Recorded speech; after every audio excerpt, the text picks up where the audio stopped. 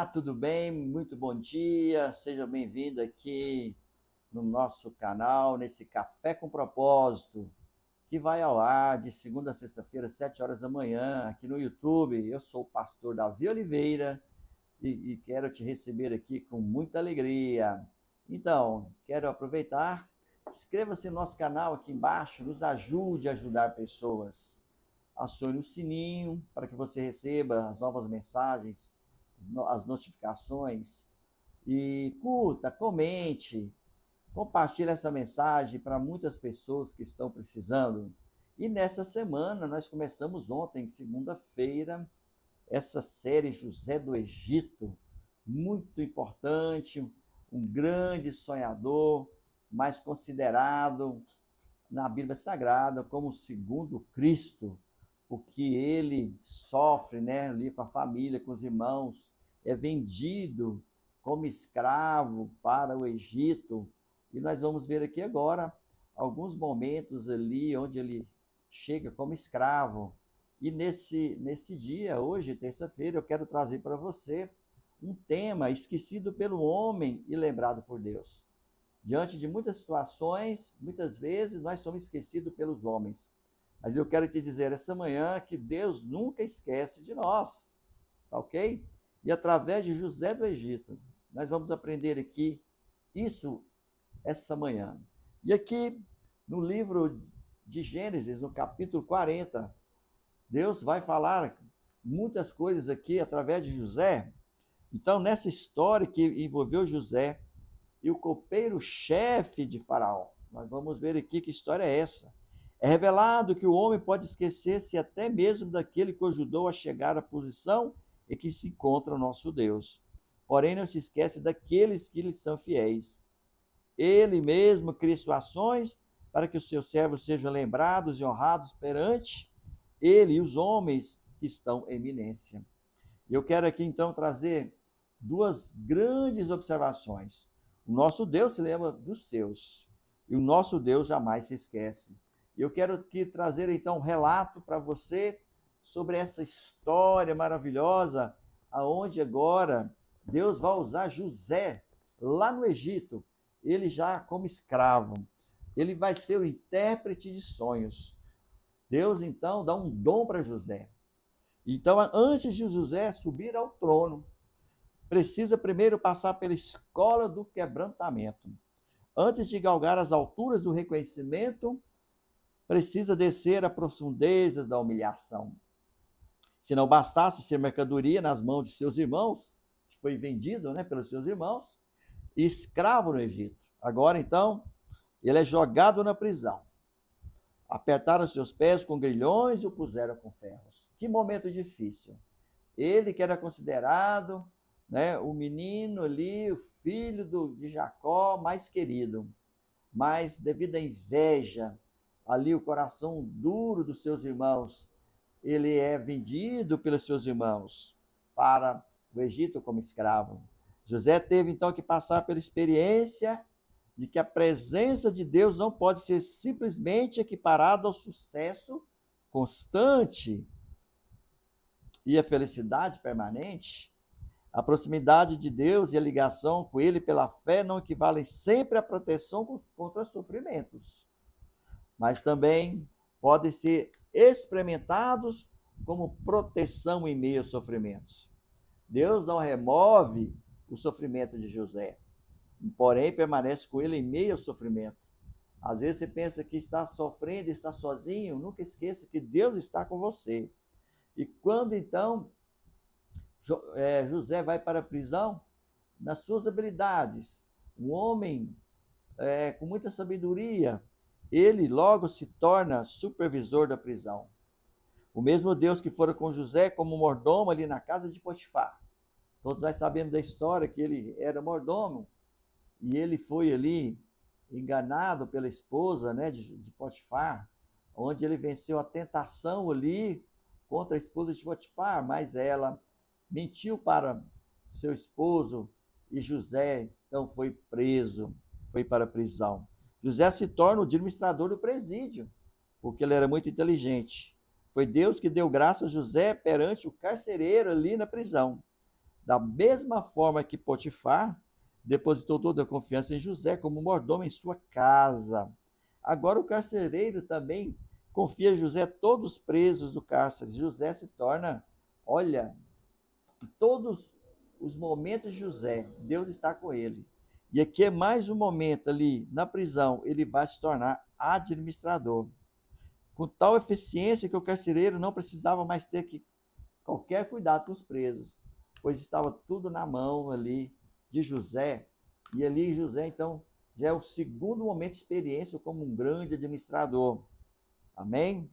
A razão da eficácia de José estava no fato de Deus estar com ele, fazendo-o prosperar.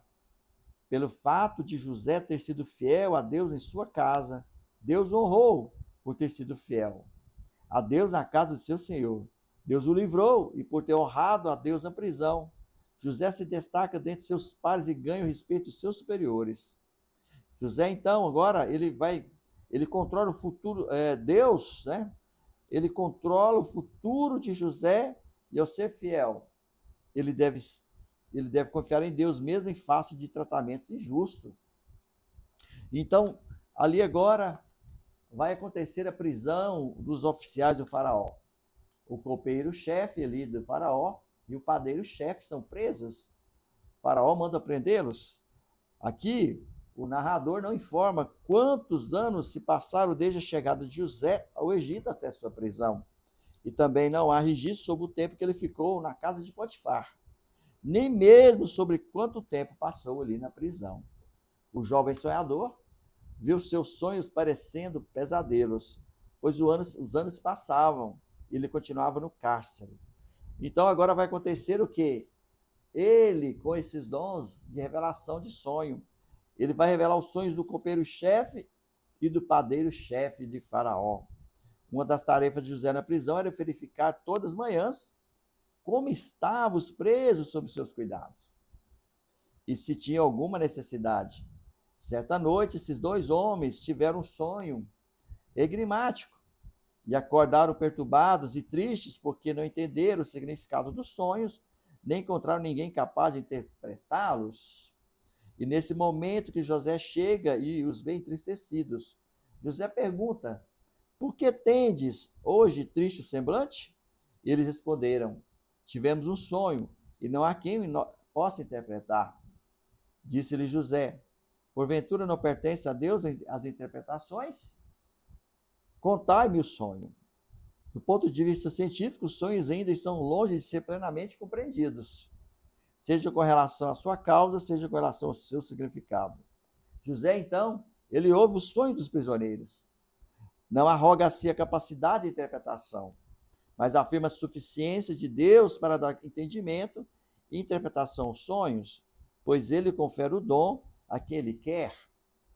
José compreende que a sabedoria não vem do homem, mas de Deus. E ele é apenas um instrumento para a manifestação, o poder de Deus, não a fonte desse poder. José tributa, então, a Deus toda a glória em vez de exaltar a si mesmo. José, então, vem agora, ele interpreta, né, o sonho do copeiro-chefe. Ele interpreta o sonho do padeiro também. Os dois. O cumprimento dos sonhos. O terceiro dia, apontado pelos sonhos, interpretado por José, era o dia do aniversário de Faraó. E quando este deu um banquete a todos os seus servos, e no meio do banquete, reabilitou o copeiro-chefe e condenou o padeiro-chefe, assim como José tinha interpretado. O copeiro-chefe tinha novamente a honra de servi-lo, mas o padeiro-chefe foi enforcado. Mas o copeiro-chefe volta ali para a casa do faraó e esquece, então, né, de José. O pedido de José ao copeiro-chefe para se lembrar dele junto ao faraó caiu no esquecimento. Mas nós sabemos que José sempre honrou e sempre foi temente a Deus. E nós vamos ver aqui então agora o que acontece no Gênesis 41, onde José, uma vez que fecha os anos de humilhação e dá início aos anos da exaltação. José vai sair da masmorra para o palácio. Como assim? Do cárcere para a governança. Os sonhos do faraó aqui está a chave do sucesso. 2 anos depois que o copeiro-chefe do faraó havia sido libertado da prisão e reconduzido a seu honroso posto. Conforme José havia dito, o faraó teve 2 sonhos, ambos da mesma natureza e com os mesmos significados. Assim como os 2 sonhos de José, os sonhos do copeiro-chefe e do padeiro-chefe, os 2 sonhos do faraó são também metafóricos. Sonhos metafóricos normalmente não têm falas, assim como não contêm uma orientação direta de Deus e consiste em imagens, figuras e eventos. No primeiro sonho, o faraó está em pé junto ao rio Nilo, quando viu 7 vacas formosas, avistas e gordas, que subiam do Nilo e pastavam no carriçal. E depois viu 7 vacas feias, avistas e magras, que pararam junto às primeiras, à margem do rio Nilo. Por fim, as vacas feias, avistas e magras, comiam as 7 vacas formosas, avistas e gordas. O faraó então acordou, tornou a dormir e sonhou outra vez. Agora, de uma só haste, saiu até 7 espigas cheias e boas, e após elas nasciam 7 espigas mirradas, crestadas do vento oriental. Em seguida, as espigas mirradas devoravam as 7 espigas grandes e cheias.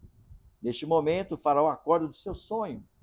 De manhã, com o espírito perturbado, ele convoca todos os magos do Egito, ou seja, os peritos em manusear os livros rituais do ofício sacerdotal e da magia, e conta-lhes os sonhos, mas ninguém pode dar-lhe a interpretação desejada.